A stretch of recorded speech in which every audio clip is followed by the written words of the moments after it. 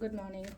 Ngasi card message yengase khoi rashi gi accordingly ko card trying to khatong thok charage trying to shidagi shai shagi rashi mapa do khala khala ga adumai taraga yengase ko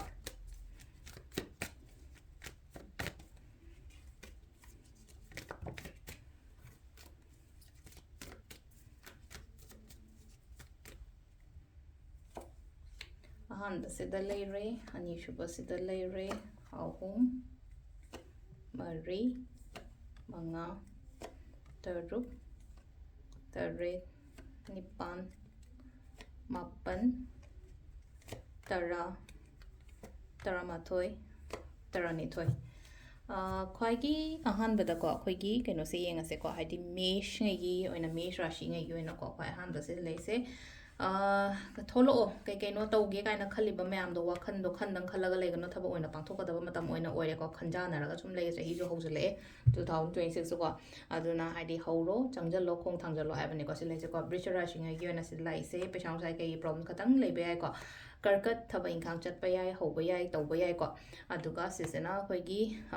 karkat kaino sisena khoi mithun le ko karkat sena sile na ko khana ba chaina ba kot pa yari ngai avoid ignore to ko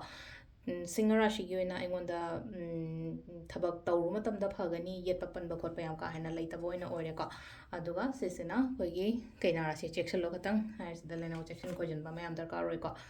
sida leise akhoi kaino gi oina ko tulara shi gi oina aigi damakta adum health kumba kai gumba dum lakpado nupi na kaina adum health to birak panga sije matha sai kain khala je kana anum laga ngonda mating gumba kai gumba torok pod maina oina oiba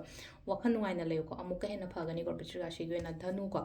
dhanu gi oina se laise ko mating gumba kai gumba lakpado dum maina piri ko engonda mating ni khangde kudong chabani khangde mani khangde ko main toraga aduga next ki sena akhoi gi ko makar ko makar gi tension stress yam leibado oina oye yari ngai lehan gano sigi parts ma su ko aduga mathangi sena amu kaino mathangi sena akhoi gi kumbra shi gi oina silese tension sida su lena ko tension stress sida na unnecessary lowre da khara amga hadi sadra su yabado pan matha hena sajan bado maina oina oire ko aduga last ki minna gi sida lairi se